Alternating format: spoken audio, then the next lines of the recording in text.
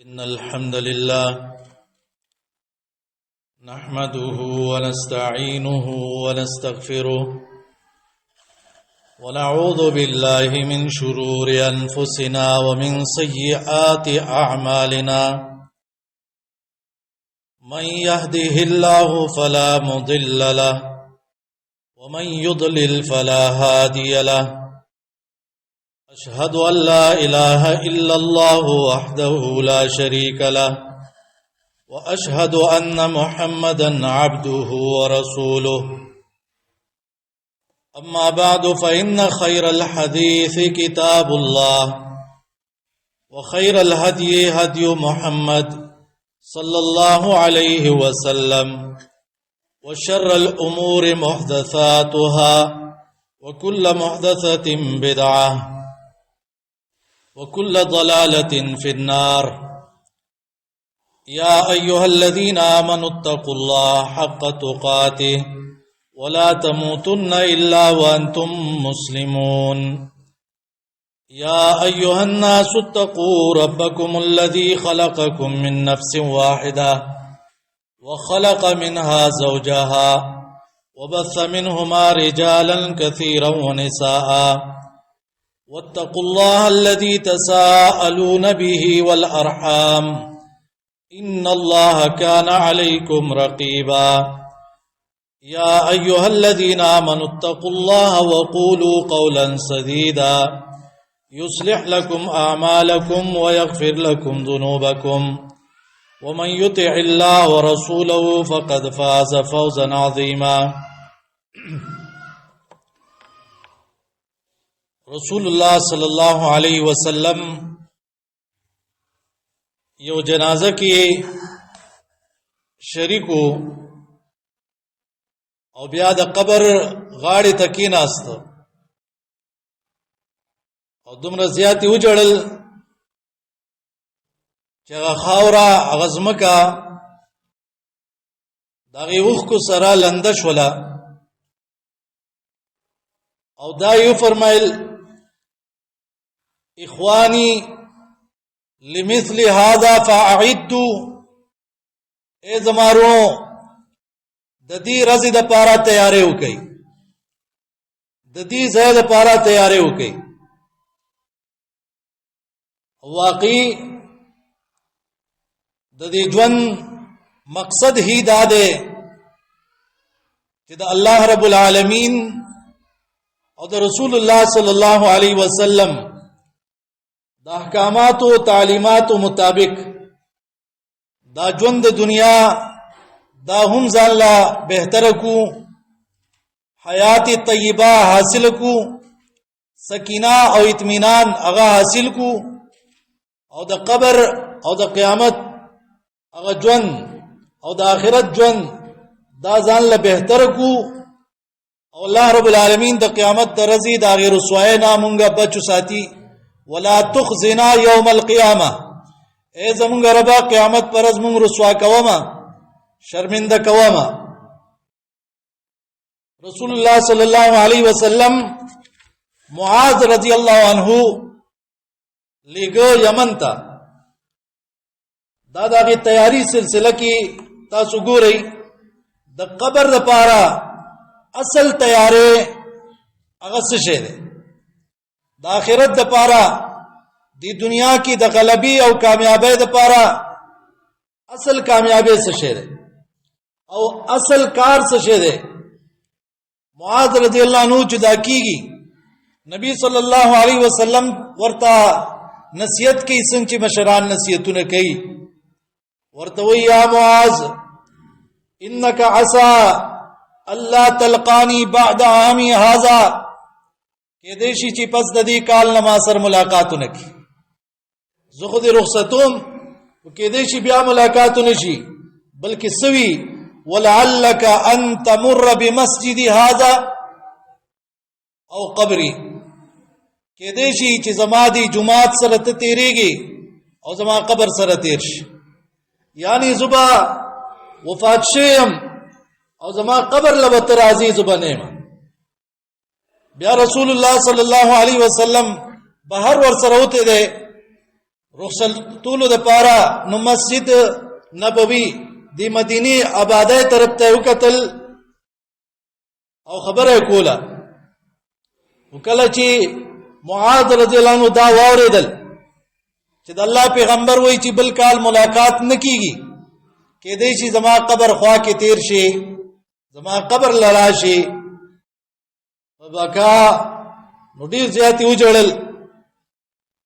لفراق رسول الله صلی الله علیه وسلم،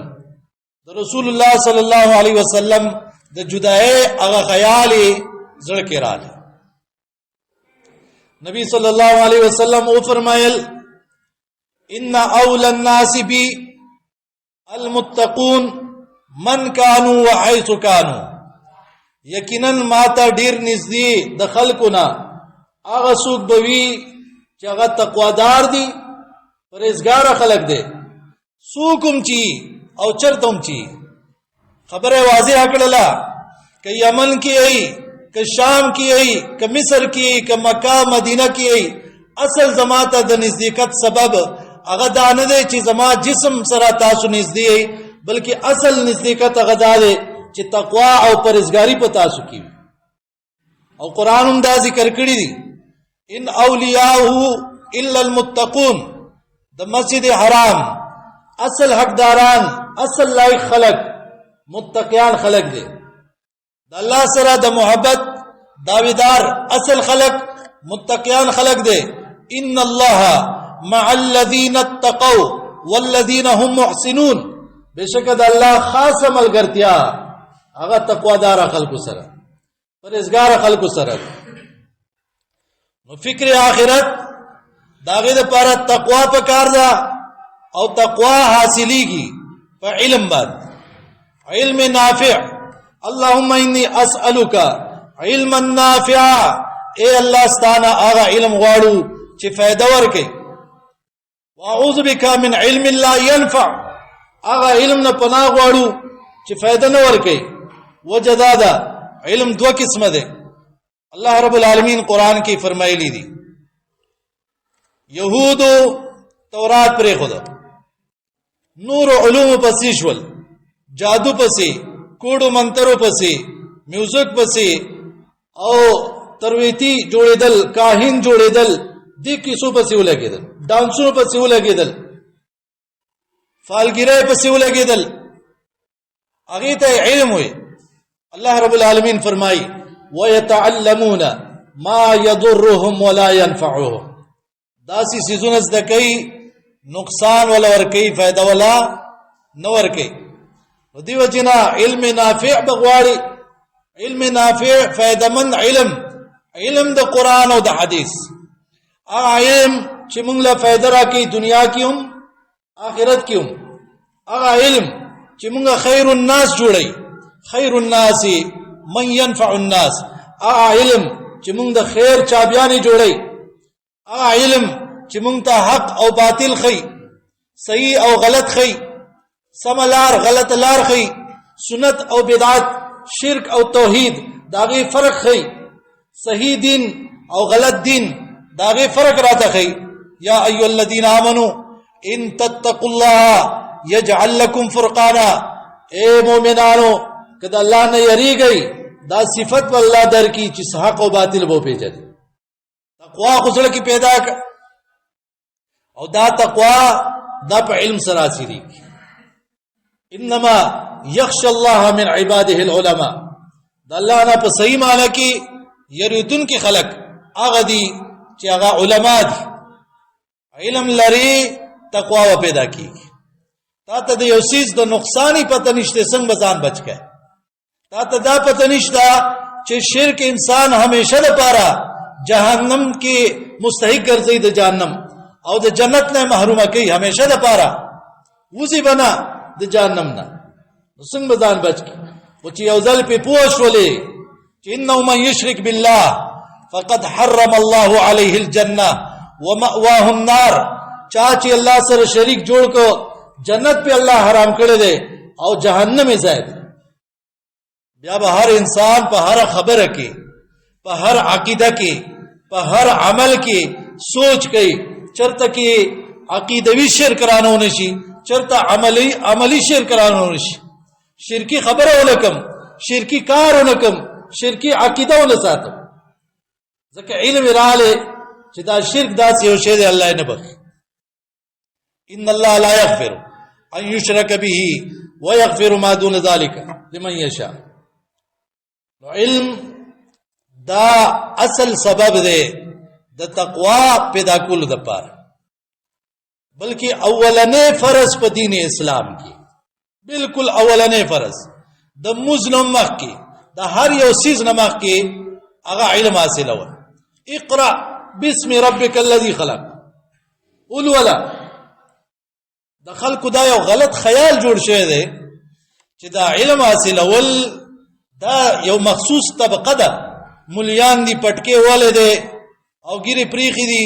پنسي اوچتي کړي دي یو جماعت کې مدرسه کې ناس دي خطبه دي درسونه دي پڑھایانی دي بس دا داغي کار ده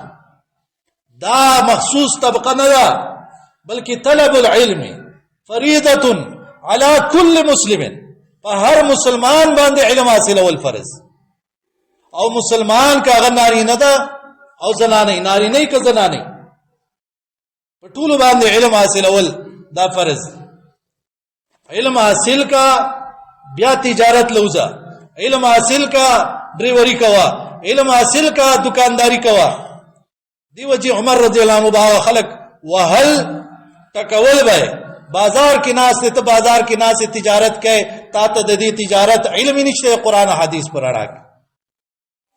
اغستل خرصول به څنګه کوي معاهدی به څنګه کوي کم کارونه دي کې جایز دي کم کارونه دي کې ناجایز دي ساغستل جایز دي ساغستل ناجایز دي کما بیع کول سیدا کما بیع کول ناروا دي داغي نقصان دا شکل چې مسلمانانو داو غړل چیرې دا څه مخصوص خلقو کار دی نو هر یو کار د قران او سنت خلاف روان غم خاده قران او سنت خلاف تجارتونه زمینداره قران او سنت خلاف بازار کی کاروبارونه قران او سنت خلاف دا وینډر پلای دي دا پلانې دي ډیر څه جوړه وي کله چې انسان علم نه دی حاصل کړي په دې ځان نه دی پکړي صحیح معنی کې چې حرام چیز حرام ګټه دومره خطرناک ده یقینو کې صحیح حدیث دی یو کس به حج لاړ شي ډیر تکلیفونو سره ولاړ شي وخت به ببر شي کپړو باندې خيري هغه جوړی شي لاسونه چت کړي یا ربي اے زما ربا ډیر عاجزه سره ډیر فریاد سره به یا رب وای فانا یستجاب له الله پاک د دعاګانې نه قبلې ولی ملبسو حرام مطعمو حرام مشربو حرام خوراک ساکي حرام دي لباس حرام دي څنګه الله پاک د عبادت قبول کړي. الله پاک انسان تبيري هر مؤمن ته مؤمنانو ته هغه خطاب الله کړ کوم چې رسولانو ته کړو چې اے پیغمبرانو پاک سيزونه خورئ او نیک عمل کوئ. مؤمنانو ته وای پاک سيزونه خورئ نیک عمل کوئ. نو دا خوراک ساک دا ګټه وټه کول دا صرف دنیوي خبره نه ده دا دین دی. اسی بزان ستړي کوي بیا کچرته کې دغه معاملاتو کې ته د قران او د سنت هغه خیال نه سات دیو جنا د موسنا اولنې شی هغه علم. امام بخاری رحم الله فرمای العلم قبل القول والعمل علم د خبرونه مخکې ده او د عمل نه مخکې ده. هر مسلمان به کوشش کوي چې کومه خبره کوي اول به سوچ کوي چې ما د دې علم حاصل کړی دی دا خبره صحیح ده او که صحیح نه ده دا خبره کول مالا فائدہ پکې شته او که نشته ده دا عمل چې کوم دا جایز دی او که ناجایز دی. د خبرو نه مخکې دا غي علم حاصلول د عمل نه مخکې دا غي علم حاصلول. هغه حدیث نه دی کله انسان یو خبره معمولی غنی او داغه د وجه جهنم ویخته غرزیدلی دا صحیح خدا خبره ده کنه. دا علم حاصل اول دا د هر یو سیز نه مخکې دی دا کار. او علم داسې یو غټ عبادت دی چې د ټولو اعمالو حسن داغي خایست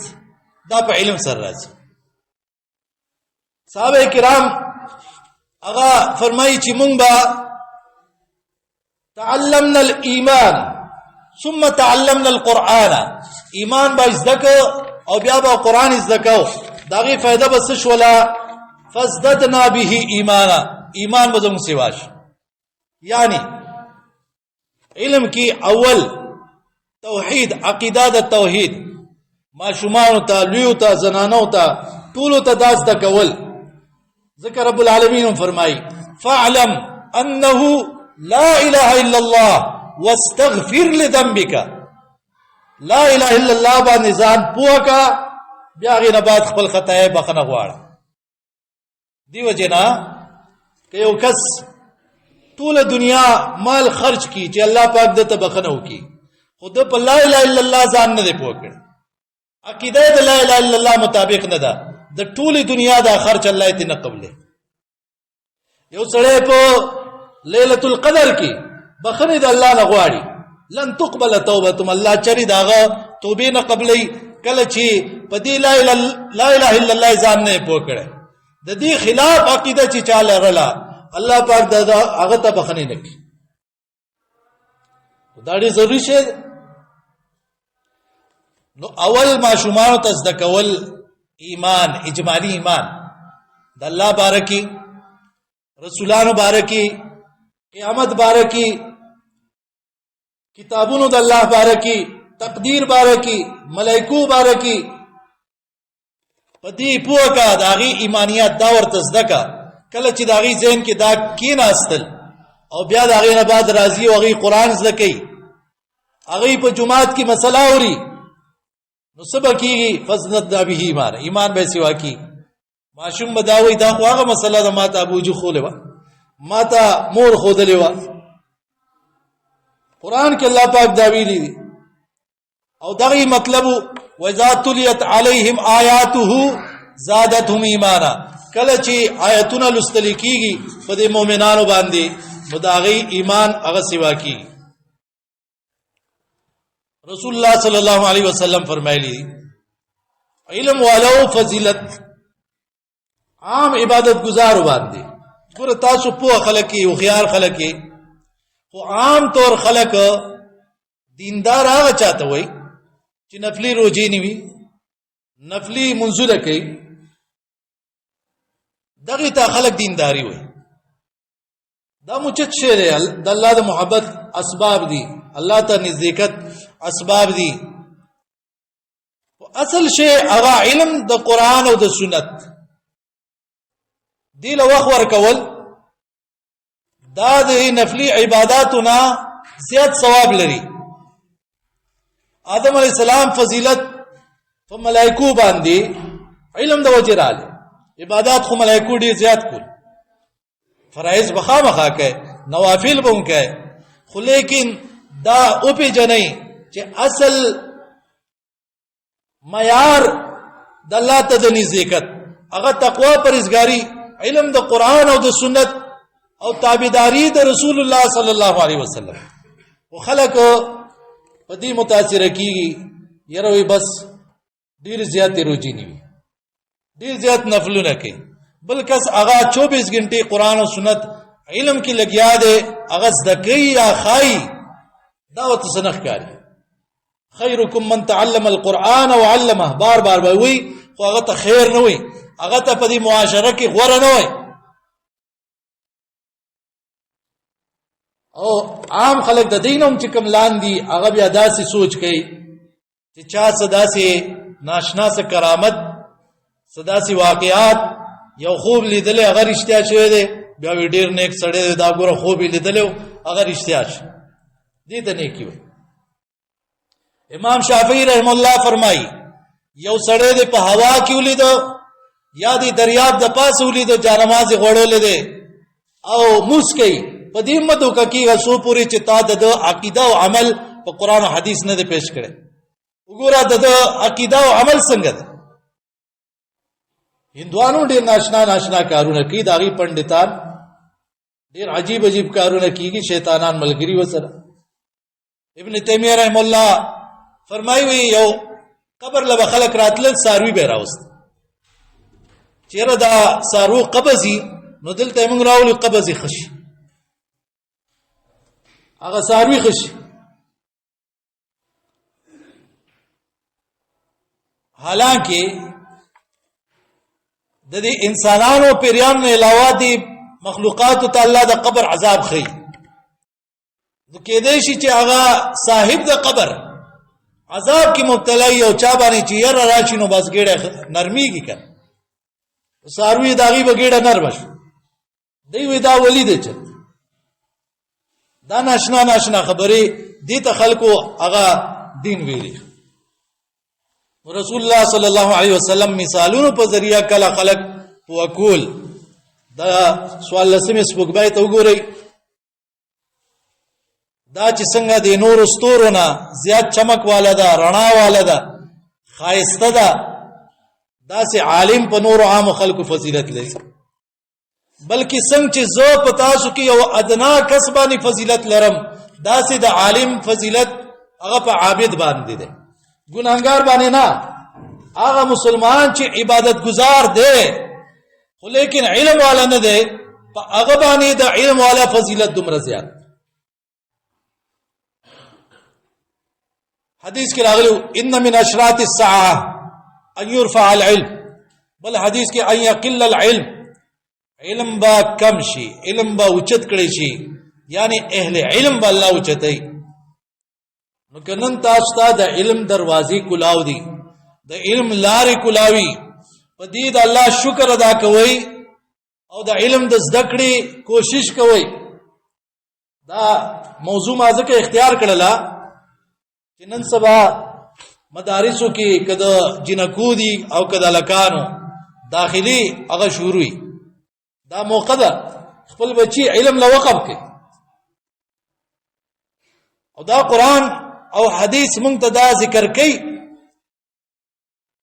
چې د هر غټي ډلې نه یو وړه ډله هغه د علم حاصل کړي. هر خاندان ولې داسې نه کوي، هر فیملی ولې داسې نه کوي چې یو کس هغه علم ته وقف کړي او د باقیو ته نصیحت وکړي چې تاسو به د مرسته کوئ، د تعاون به کوئ او د خیال به ساتئ، دی به د الله د دین کار کوي. نظام دا فلولا نفر من كل فرقة منهم طائفة ليتفقهوا في الدين. رسول الله صلی الله علیه وسلم یو کس ته ووی چې ستا د ورور علم حاصلوي لعلک ترزق به، د په وجه الله تعالی مو رزق درکړي. تاسو که مالداري غواړئ خپل کورونو نه بچي علم ته وقف کړي، الله به در باندې فراخي راوړي، کشادګي به راوړي. او ډېر ځله چې کله یو علاقه کې بیماریان ډېرې شي نو خلک وایي یاره ډاکټران ډېر پکار دي، زلزله راغلی ده، سیلاب راغلی ده، مریضان دي او زخمیان دي، ډېر کسان پکار دي، ځکه چې جوبله ډېره زیاته ده، زخمیان ډېر زیات دي. نو موږ هر وخت لګیا یو یاره فتنې ډېرې دي او فتنې ډېرې دي او د الله نافرمانیانې ډېرې شوې، نو هغې له ډاکټران جوړول پکار دي که نه؟ هغې له علم والا خلق تیارول پکار دي، عالمان جوړول پکار دي. نو چې زه نه کوم تاسو یې نه کوئ څوک به یې کوي؟ الله رب العالمین به د دې تپوس کوي. دا قرآن چې بار بار ذکر کړی دی، قل هل یستوی الذین یعلمون والذین لا یعلمون، آیا علم والا او بے علم برابر دي؟ نه دي برابر. اعوذ بالله ان اكون من الجاهلین، موسی علیہ السلام وی د جهالت نه جاهلان نه پناه غواړم. جهالت خود حیواناتو کار دی، یو انسان اغل سره جهالت خاینه د الله پناه غواړي، الله بچ مې کی جهالت. او څومره ډیر چې جهالت وی انسان کې دومره ګناونه ډیری. یعمل السوء بجهالت، جهالت د وجه ګناونه کوي. ولی جهالت داده کنه دې ګناه کوي انجام وته پته نشته، چې لکه زه دا ګناه کوم د دې خو انجام کې ډیر بے عزتی ده ډیر رسوایی ده، ډیر نقصان د دنیا او د آخرت دی. هغې نه غافله دی، هغې نه ناخبره جاهل دی. ځکه کوي جهالت سره ګناهونه هغه سوا کېږي. علم ډیر ضروري دی. بیا داسې دی آیت ته وګورئ، شهد الله انه لا اله الا هو والملائکه واولو العلم قائما بالقسط. یو آیت کې الله د گواهی د لا اله الا الله سره خپل ځان سره ملائک ذکر کړی دي، او بیا په دغه آیت کې علما ذکر کړي. کبل فضیلت نه وي دغه آیت و هم کافی و د علم لپاره. هغه حدیث العلماء ورثه الانبیاء، عبد الله ابن مبارک رحم الله فرمای لا اعلم بعد النبوة درجة افضل من بس العلم. نبوت نه بعد داسی او درجه بل نشته ده اوچتا د علم خورولو. نبوت او علم میاس کې بل درجه فرق نشته. دا دومره اوچت کار دی. دی وجه تعالی علماء ورثه الانبیاء، داغي حق دا کول پکار دی. دی وجه نه د امام بخاری رحم الله استاد دی، هغه فرمای ابو عاصم النبیل چا چې علم حاصلو فقد طلب اعلى امور الدنيا فيجب ان يكون خير الناس. دنیا کې ټولو کې اوچت شي الله تعالی ورک، نو پکار دا چې د ټولو کې غوره انسان جوړ شي، ټولو کې اوچت او بهترین انسان هغه جوړ شي.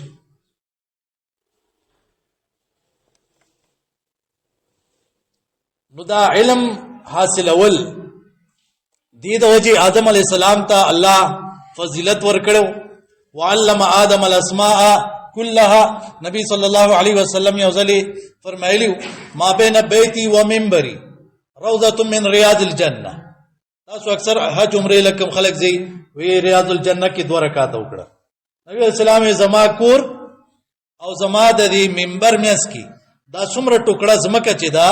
دا د جنت د باغچونه یو باغچه ده. نو حدیث کی وضاحت کړو، رسول الله صلی الله علیه وسلم فرمایلیو اذا مررتم بریاض الجنه فرتعوا. کله چې د جنت باغچو باندې تاسو ورتیریږئ نو خپه کې اوسریږئ. نو خلکو و ما ریاض الجنه، ریاض الجنه دا څه شی دی؟ وی فرمایل حلق الذکر، د ذکر حلقې. ځکه دغه ځای کې دا خلق بناسو قرآن او حدیث به ذکر رسول الله صلی الله علیه وسلم. دا جنت باغچه، دا علم حلقی، دا د جنت باغچی دي، د جنت لاره ده، دا علم لاره د جنت لاره ده. او رسول الله صلی الله علیه وسلم یو ځل یې فرمایل د 2 سيزونو هرس کون کې خلق مړیږي نه، یو د علم حریص او یو د مال حریص. مالدار چرته ونه چې بس انف دا کافی شو، هغه وایي چې نور ډیره نور ډیره نور ډیره. نو علم والا انسان چې صحیح معنی کې علم والی چرته هغه دانه وایي چې بس زه پوره شو. سلف صالحینو ډیر شي واقعات تاسو کتابونو کې با ولولئ. هغه د مرګ وخت کې دا ویلي چې افسوس د پلانی علم ته ما ډیر وخت ورنکړې شو، قران ته مې ډیر وخت ورنکړې شو، احادیث ته مې ډیر وخت ورنکړې شو. دا پلانه مسله کدا ما ته معلومه شوی نو ډیره خبره علم ختميږي نه. او څومره چې ډیر علم وي هغه سره فتنه ختميږي. نیمګړی علم سره نقصان سوا کیږي، پریشانای جوړیږي. نیم حکیم خطر جان، نیم مولا خطر ایمان. نیمګړی خلک هغه نن سبا فتنه ولې ډېرې دي. یو څو کتابونه مطالعه کی، یوټیوب چینل کلاو کی او فیسبوک چینل او کې ناسته مفتی شو او خلک ورپسې روان دي او فتنه بس خوريږي په مخه. حالانکه مسله دا ده العلم دین، علم دین دی. فانظروا عمن تاخذون دینکم. نو ګورئ چې دا دین د چا نه حاصل وای. تاسو چې جسم بیمار شي نو صحیح ډاکټر لټوي کنه بس دغه سي ورزي بس چې چام د علاج. نو دین کې هم دا ګورئ چې څوک د دې قابل دی او څوک نه دی. صحیح عالم چې هغه واقعي عالم وي داغه نه بس دکړه د قران او د حدیث کې داغه نه مسلې تپوس کې او د مسلې چلوي ځکول پکار دي نن سبا ډیر خلک تپوسونه څنګه تاسو د عالمانو نه خیر ده تپوسو کې عالم تبوي دا پلانې داسې کار کوي پلان کې داسې کار کوي دی باره کې قران حدیث سے الکه ستا پلاني او پلان کې څه کار دی ستا چې خپل مسله د داغي تپوسو کا کړه خپل مسلې تپوس نشي بیا کله چې تاسو یو هسپتال ته ځئ هغه هسپتال کې هر قسمه ډاکټران نشته هډوکو ډاکټران دي ګردی دي د غاښونو دي د سترګو دي قسمه دي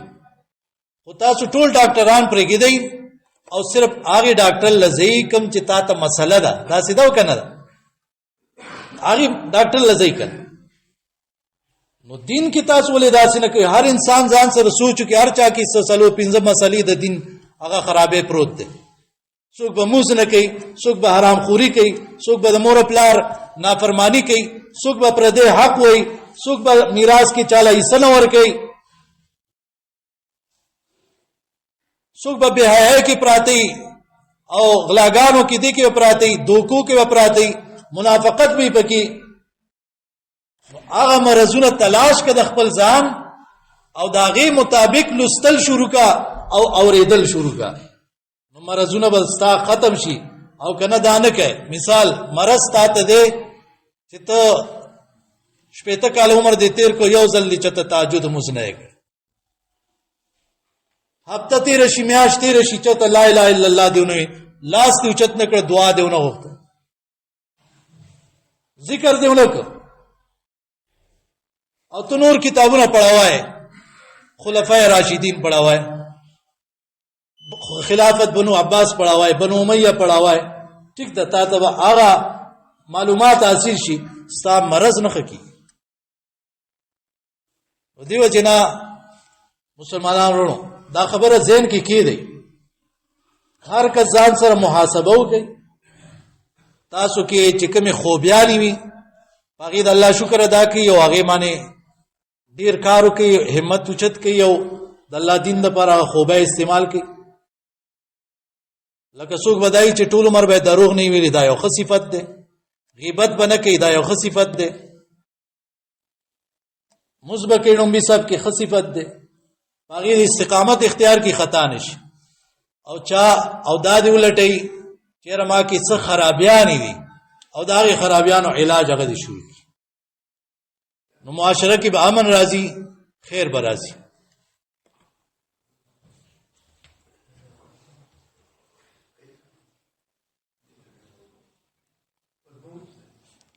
نحمده ونصلي على رسوله الكريم اما بعد فاعوذ بالله من الشيطان الرجيم بسم الله الرحمن الرحيم انما المؤمنون اخوة فاصلحوا بين اخويكم واتقوا الله لعلكم ترحمون